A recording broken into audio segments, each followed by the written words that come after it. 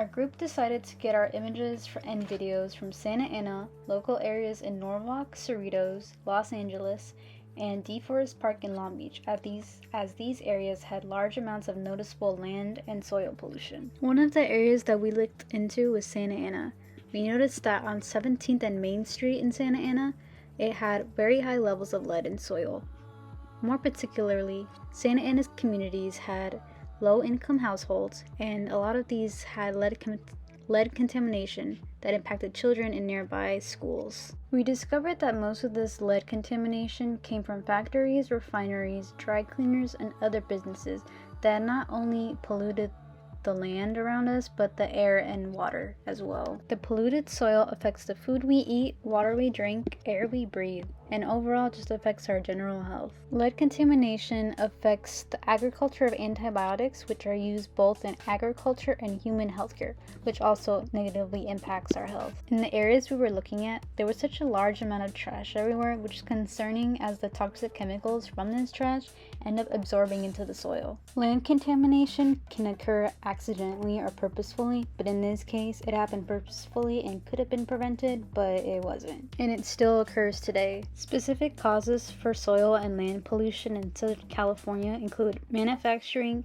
mineral extraction, waste disposal, and illegal dumpings. Land pollution can cause health problems such as issues in the human respiratory system, skin, and different types of cancers.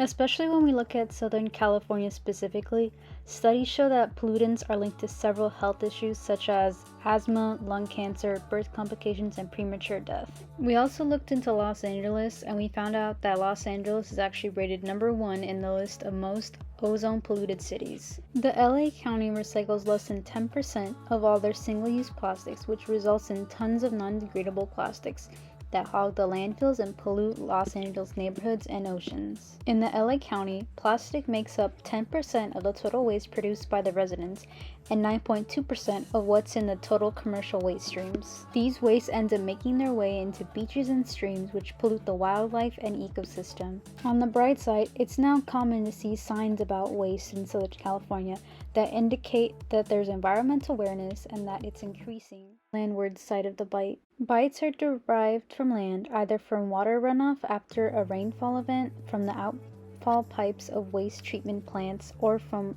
the water discharge of electrical power plants. Our group learned that the San Gabriel River becomes a raging torrent after heavy winter rains, and can transport a variety of undesirable, visible, and invisible contaminants to the coastal areas of the Bight at Long Beach and Seal Beach. These contaminants end up dissolving, and they include lead, copper, zinc, oil, grease, along with solid pollutants such as plastic garbage bags, styrofoam cups, cigarette butts, bottles, cans, and even more. Storm drains across coastal California were built to effectively move water off the land to prevent flooding. However, the storm drain systems that terminate at the coastal zone also funnel and transport trash across hundreds of square miles of urban landscape.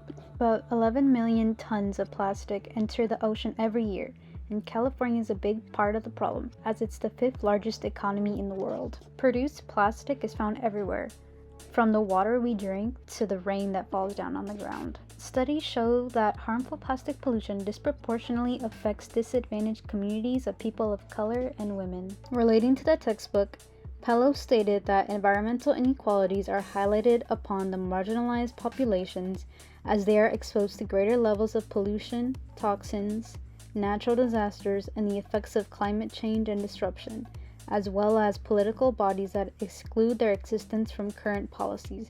This ultimately influences detrimental outcomes for their marginalized people. In Pello's book, What is Critical Environmental Justice?, he addresses the idea that people of Black descent are stigmatized with the label black trash simply because their identity and population is frequently associated with filth, waste, and uncleanliness. Pello states that people of color tend to be correlated with the pollution that is currently existing today. In Taylor's article, she addresses Pello's stance on capitalism and how it influences the overall spectrum of environmental racism and capitalism.